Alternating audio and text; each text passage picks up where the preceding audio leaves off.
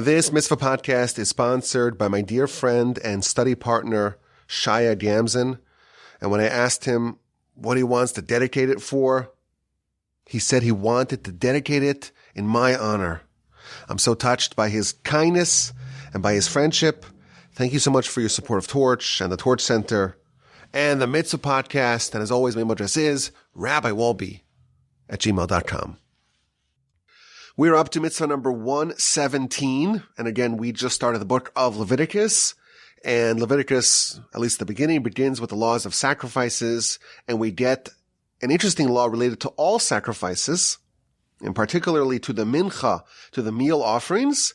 And that is a restriction, a prohibition against bringing leavened bread or any sort of honey in sacrifices. The things that are offered on the altar cannot contain leavened bread or honey. And when we talk about honey, it means, of course, bee honey, or it also means date honey or any other fruit extracts like nectars, things that are sweetened. That does not enter the temple and certainly not on the altar. Now, included in this is a restriction against adding to the incense. If you were to add a little bit of honey, the Talmud tells us that the smell would be materially and radically improved. And if you just add a little bit of honey to the concoction of the ketores, the incense, it would make the smell completely irresistible, as is the smell was heavenly. But if you were just add that ingredient, it would make it just a different stratosphere, stratospherically better. But it was prohibited because honey and leaven are not entering the temple. Now, there are some exceptions. So, for example, the shtei halechem, the two loaves that are brought on Shavuos, the verse says explicitly that it must be brought from leavened bread. That said, it's not offered upon the altar. So the restriction against bringing leavened bread applies really universally with this one exception. But even this one exception is not brought onto the altar. In addition, there is the first fruits, the bikurim, that is brought with fruits that would constitute as, halachically, that would be considered honey. But likewise, they are not offered on the altar. So we have this mitzvah that governs the ingredients that go into some of the offerings that we bring to the temple. And we're told cannot contain any chametz, any leavened bread, nor any honey. Now, when we try to understand the reason for this, the Sefer Chinuch, the book that we're using to navigate the mitzvahs, he often tries to give us a mitzvah which serves as a rationale. What would be the rationale behind this? And the Sefer Chinuch has a very interesting essay about the rationale behind this restriction. And he begins by talking about the reason why he wrote this book. So this is a book, again, that goes through all 613 mitzvos. And in each mitzvah gives us the basic understanding, the basic snapshot of the mitzvah, and a rationale for it. Not necessarily the reason why we do any mitzvah is because the Almighty thus instructed, but a rationale that can make it a little bit more understandable for us. And he adds, the reason why I wrote this is for young people, for my son and his friends. They should have something to read on Shabbos. This is what he says. And when they begin to study Torah, they shouldn't just be confronted with a wall of laws and edicts and decrees. It should connect to them. They should have some rationale, some justification behind the mitzvos, that it makes sense, it's logical, and that's a way to kind of begin a person's immersion in Torah. And there's a concern.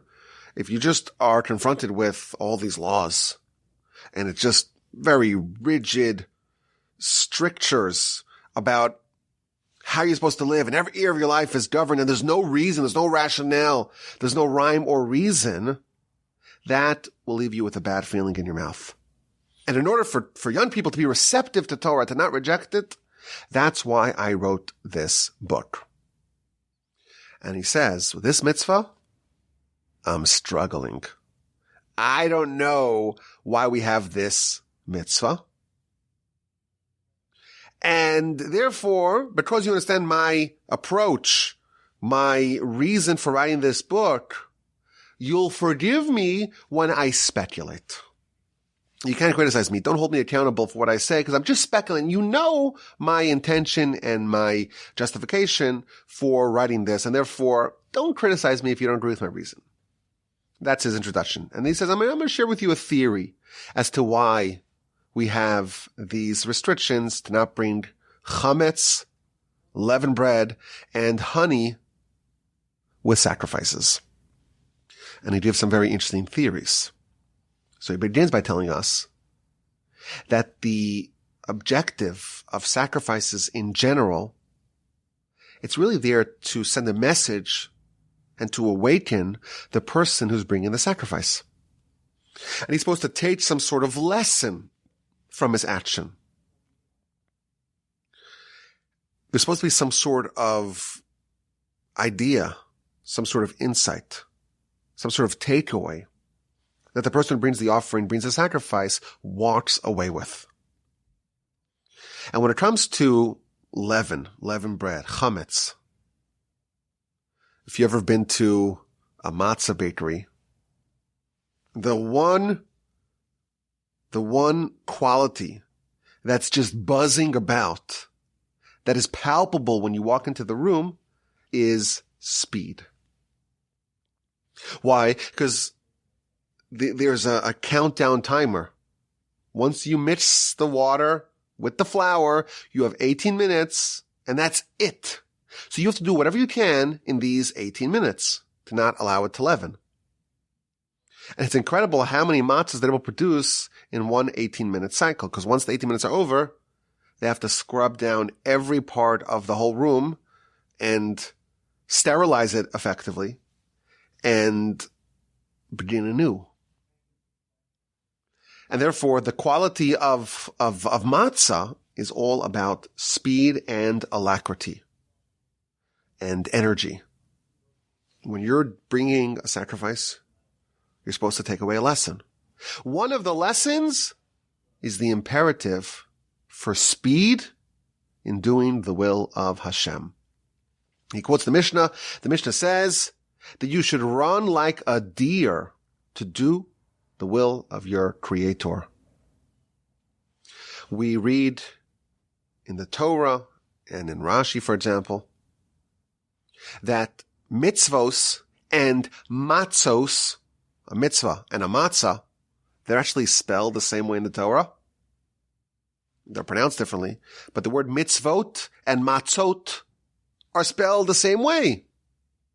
And just as when it comes to making matzos, we have to be quick and we have to be energized and focused and speedy, so too when it comes to doing the mitzvahs, don't tarry, don't procrastinate, don't just sit around and wait, I'll get to the mitzvah eventually. What's the rush? That's exactly what the Yetzer Hara wants you to do. I'll get to it eventually. It's fine, I got a long life ahead of me. I'll eventually get to it. If not now, when?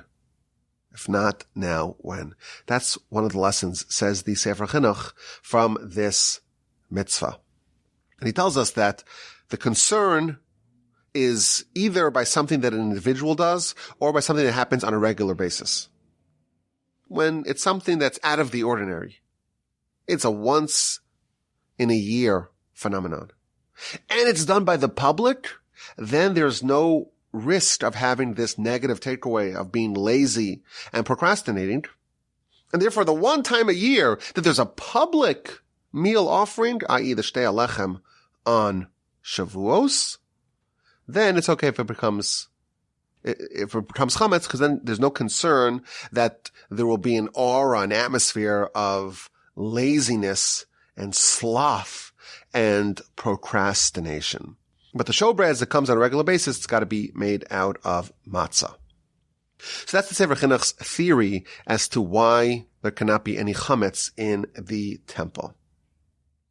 Well, what about honey? Why is honey restricted? So he says, very interesting. When you want to punish a child, you tell him no candy. You can't have any sweets.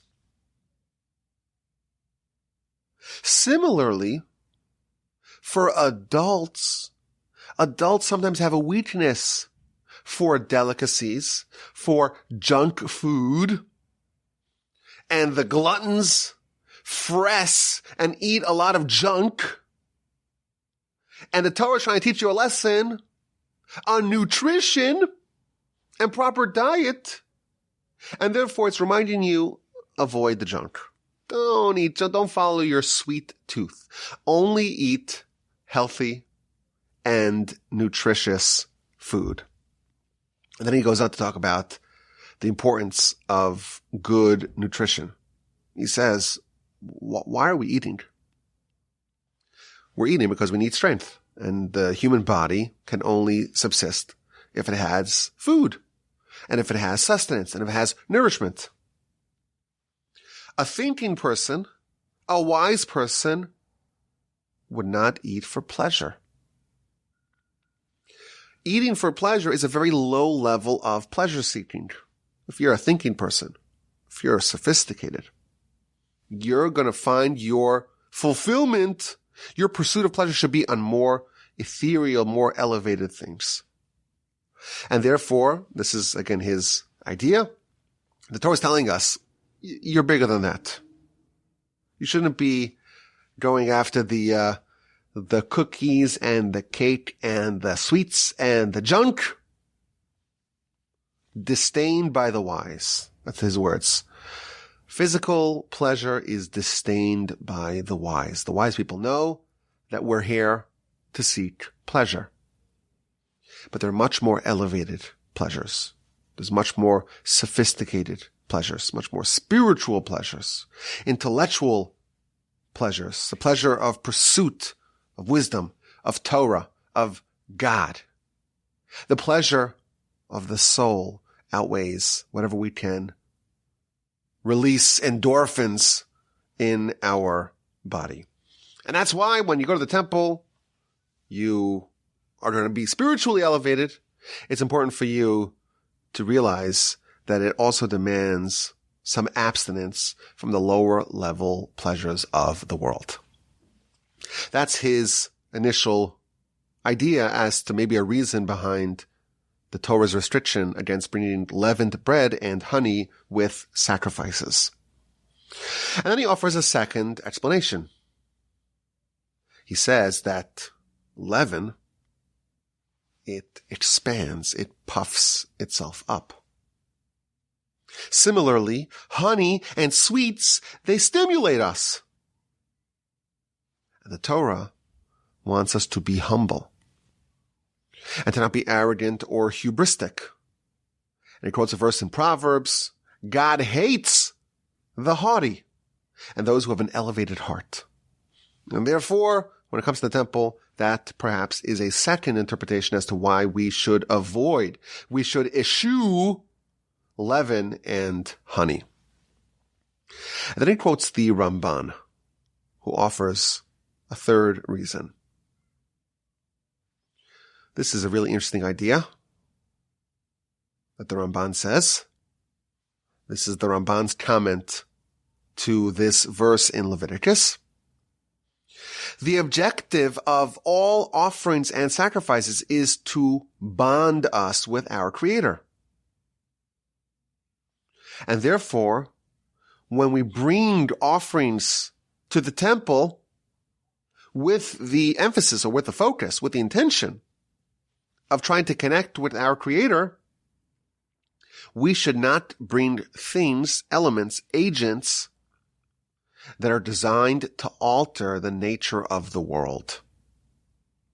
When you have a leavening agent, you're kind of saying, you're probably not saying this actively, but your deeds are saying, just the flour and water, that's not good enough. I need to have it expanded. I need to have more flavor. I have to add some sugar. And part of that activity is saying the way all natural is it's just not for me. What Hashem gave me is maybe a bit insufficient.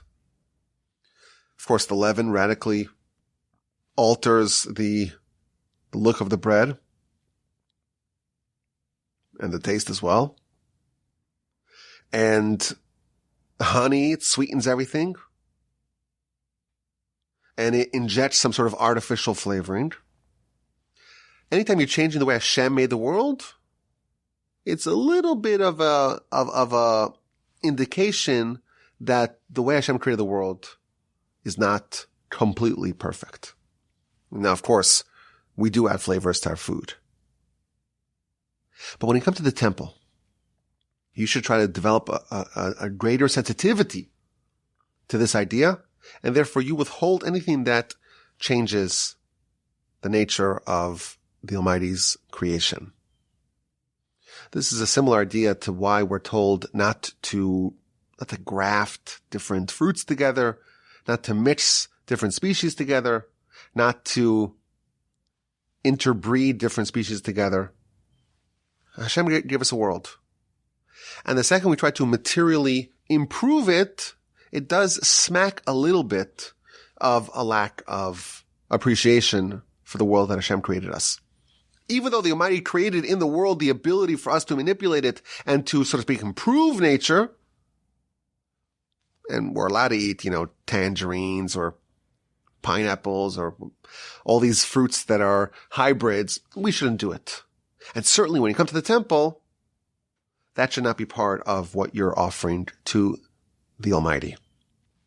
And he has another point. We know that the Almighty created the world with a certain equilibrium, with a certain balance. And he quotes the Midrash. The Midrash says that the Almighty initially wanted to create the world that it governs as per the rules of judgment.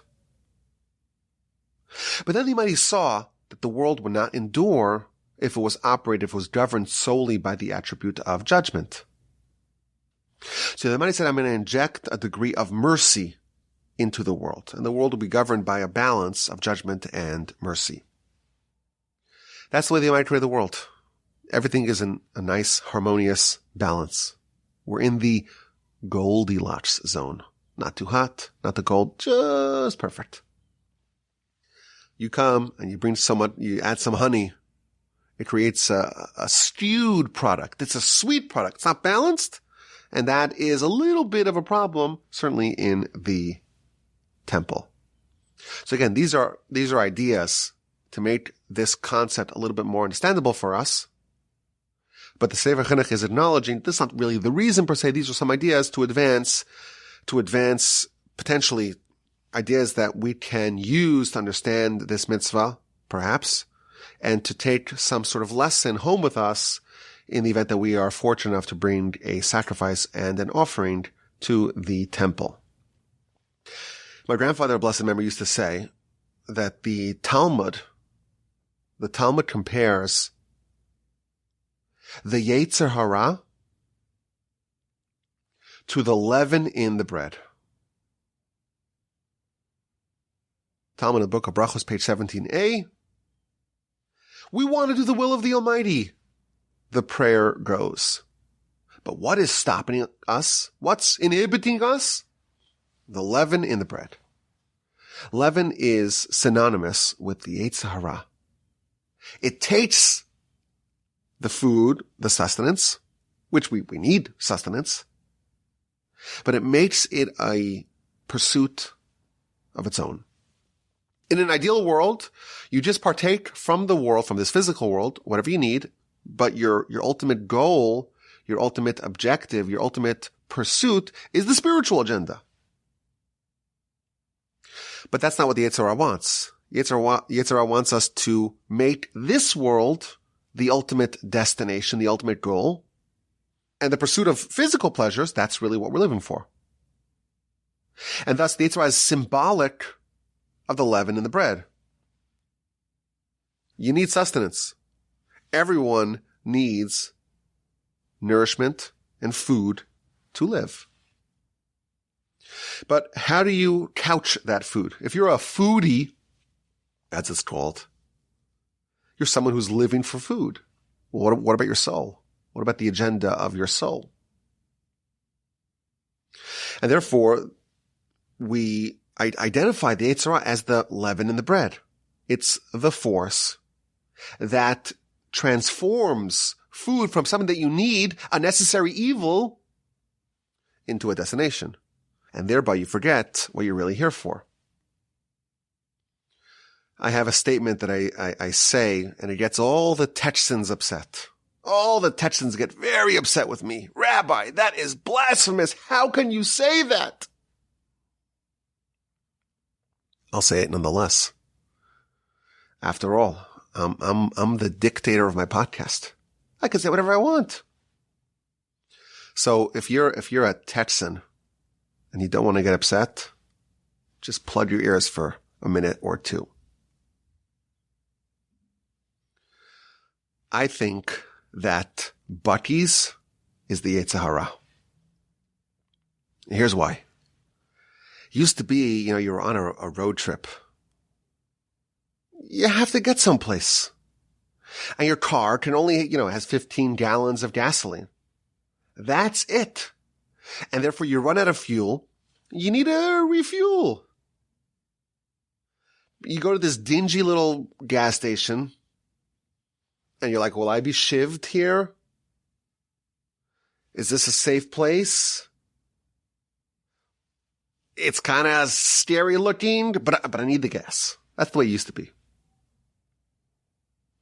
And then this Buc-ee's guy, they put up signs 150 miles ahead of the Buc-ee's that there's a gas station in 150 miles. And my kids love going to Buc-ee's. That's a destination. They took a gas station, which you need, it was just like a necessary evil, and they turned it into a destination. That is the Yetzer Hara. We're here. We're trying to get someplace. Where are we going? This world's a corridor. It's a corridor before Olam Haba. And in the corridor, you need to be fed. You need to be fueled. And you need to have a certain amount of food, a certain amount of water, a certain amount of physical needs met. And you continue along your journey. Comes along the Yetzer Hara and says, no, it's the physical needs. That's what you're here for. It's a destination. That is the goal. So Buc-ee's is the embodiment of the Yetzer Hara.